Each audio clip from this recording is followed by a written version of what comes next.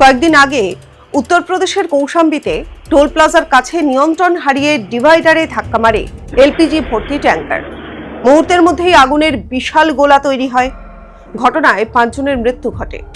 এর আগে বিশ্বের একাধিক জায়গায় এলপিজি বহনকারী ট্যাঙ্কার দুর্ঘটনার পরে ভয়াবহ আগুনের ঘটনা সামনে এসেছিল।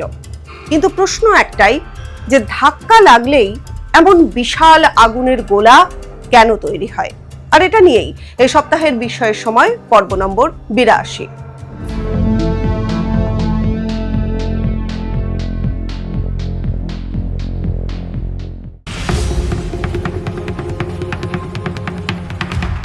আসলে ট্যাঙ্কারের ভিতরে এলপিজি সাধারণ গ্যাসের মতো থাকে না। এটি অত্যন্ত উচ্চ চাপে তরল অবস্থায় সংরক্ষণ করা হয়, আর এই পদ্ধতিতে অনেক বেশি গ্যাস বহন করা সম্ভব হয়।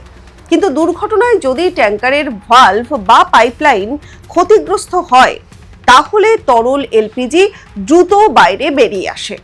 বাইরে আসার সঙ্গে সঙ্গেই চাপ কমে যায়, আর তখনই সেই তরল মুহূর্তের মধ্যে গ্যাসে পরিণত হয়। চারপাশে তৈরি হয় বিশাল ভেপার ক্লাউড, অর্থাৎ গ্যাসের মেঘ। আর এলপিজি বাতাসের চেয়ে ভারী, তাই এটি উপরে না উঠে মাটির কাছাকাছি ছড়িয়ে পড়ে, রাস্তা, নালা বা নিচু জায়গায় জমে থাকতে পারে। এরপর যদি আশপাশে সামান্য স্পার্ক, গরম ইঞ্জিন, বৈদ্যুতিক সুইচ কিংবা সিগারেটের আগুনও থাকে, তাহলে মুহূর্তের মধ্যে জ্বলে ওঠে পুরো গ্যাসের এই মেঘ। তৈরি হয় বিশাল ফায়ারবল।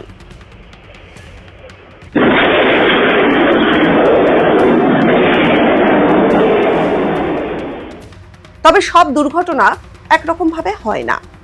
অনেক ক্ষেত্রে ট্যাঙ্কার অতিরিক্ত গরম হয়ে চাপ সহ্য করতে না পেরে ফেটে যায়। বিজ্ঞানীরা একে বলেন BLEVE, অর্থাৎ বয়লিং লিকুইড এক্সপ্যান্ডিনা ভেপার এক্সপ্লোশন। এই ধরনের বিস্ফোরণে একসঙ্গে তৈরি হয় আগুনের গোলা, তীব্র তাপ এবং বিস্ফোরণের প্রবল চাপ। বিশ্বের একাধিক বড় এলপিজি দুর্ঘটনার তদন্তেও দেখা গেছে যে বেশিরভাগ ক্ষেত্রে প্রথমে গ্যাস লিক করেছে, আর তারপরে কোনো আগুনের উৎস পেয়ে ভয়াবহ অগ্নিকাণ্ড ঘটিয়েছে। তাই বিশেষজ্ঞরা বলছেন যে এলপিজি ট্যাঙ্কার থেকে গ্যাস বের হতে দেখলে কৌতূহল নয়, নিরাপদ দূরত্বে সরে যাওয়াই সবচেয়ে বুদ্ধিমানের কাজ। মোবাইল, গাড়ির ইঞ্জিন বা বৈদ্যুতিক সুইচ ব্যবহার করাও বিপজ্জনক হতে পারে। মনে রাখবেন, আগুনের এই বিশাল গোলা কোনো রহস্য নয়, এর পিছনে রয়েছে বিজ্ঞান। আর সেই বিজ্ঞানী শেখায় যে এই ধরনের দুর্ঘটনায় সবচেয়ে বড় অস্ত্র হলো সচেতনতা এবং নিরাপদ দূরত্ব। এমনই আরো বিস্ময়কর গল্প জানতে চোখ রাখুন এই সময় লাইভের ইউটিউব চ্যানেল এবং ফেসবুক পেজে।